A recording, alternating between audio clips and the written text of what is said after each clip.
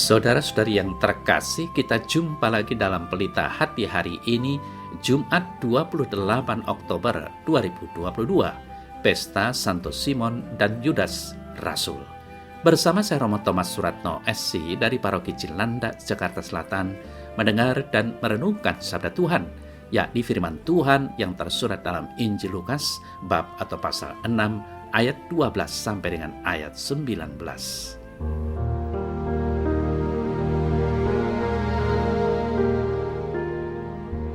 Pada waktu itu pergilah Yesus ke bukit untuk berdoa, dan semalam-malaman ia berdoa kepada Allah. Ketika hari siang, ia memanggil murid-muridnya kepadanya, lalu memilih dari antara mereka 12 orang yang disebutnya rasul.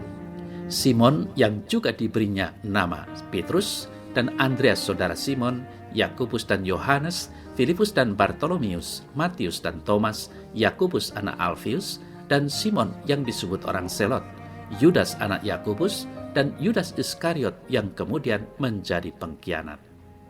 Lalu ia turun dengan mereka dan berhenti pada suatu tempat yang datar. Di situ berkumpul sejumlah besar dari murid-muridnya dan banyak orang lain yang datang dari seluruh Yudea dan dari Yerusalem dan dari daerah pantai Tirus dan Sidon. Mereka datang untuk mendengarkan dia dan untuk disembuhkan dari penyakit mereka. Juga mereka yang dirasuk oleh roh-roh jahat beroleh kesembuhan.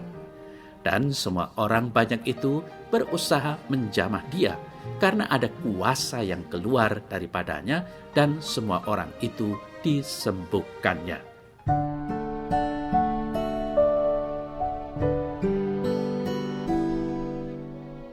Saudara-saudari yang terkasih, sebelum memilih ke-12 rasul secara definitif, Yesus menghabiskan sepanjang malam dalam doa. Dikatakan tadi bahwa pada waktu itu pergilah Yesus ke bukit untuk berdoa, dan semalam-malaman ia berdoa kepada Allah. Warta Injil hari ini menyajikan dua peristiwa, pilihan ke-12 rasul dan kerumunan besar yang ingin bertemu Yesus. Dan warta Injil hari ini mengundang kita untuk merenungkan 12 orang yang dipilih untuk hidup bersama Yesus sebagai rasul. Saudara-saudari yang terkasih, Yesus berdoa untuk mengetahui siapa yang harus dipilih dan kemudian memilih 12 yang namanya ada dalam Injil, dan mereka akan mendapat sebutan para rasul. Rasul berarti diutus, misionaris. Mereka dipanggil untuk melakukan misi yang sama yang Yesus terima dari Bapa. Yesus menghabiskan sepanjang malam dalam doa untuk mengetahui siapa yang harus dipilih dan kemudian memilih ke-12 itu. Saudara-saudari yang terkasih, doa kiranya dapat membantu kita membedakan apa yang terbaik, paling manusiawi, dan paling penuh kasih dalam hidup kita.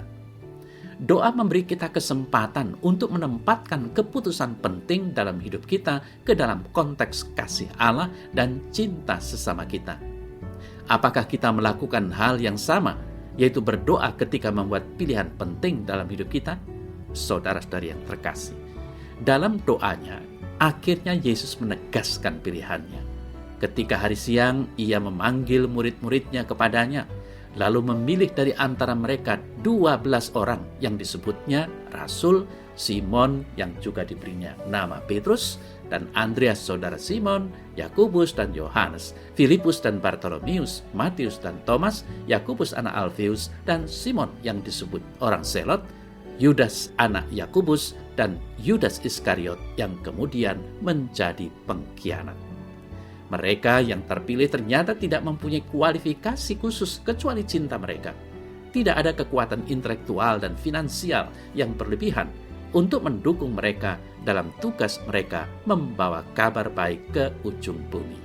Saudara-saudari yang terkasih, misi pelayanan Yesus yang luas dan lengkap meliputi mengajar, menyembuhkan, dan mengusir setan. Luas dan lengkap artinya tidak terbatas oleh tempat, golongan, usia, tingkat sosial, dan lain-lain. Semua orang dari segala lapisan dan dimanapun mereka berada menjadi fokus pelayanannya. Melalui pengajaran, ia menyatakan kebenarannya yang harus dinyatakan kepada setiap orang agar mereka menerima keselamatan. Saudara-saudara yang terkasih, di samping itu, Yesus pun menyatakan kuasanya yang menyembuhkan dan mengusir setan. Sungguh nyata bahwa ia berkuasa atas segala macam penyakit dan kuasa manapun juga, termasuk kuasa setan. Maka sebaiknya, marilah kita berbicara kepada Tuhan dalam doa, seperti seorang teman berbicara kepada temannya, pelayan kepada tuannya. Sekarang meminta bantuan, mengakui kesalahan kita, dan mengkomunikasikan kepadanya semua yang menyangkut kita, pikiran kita, ketakutan kita, proyek kita, keinginan kita, dan dalam segala hal mencari nasihatnya.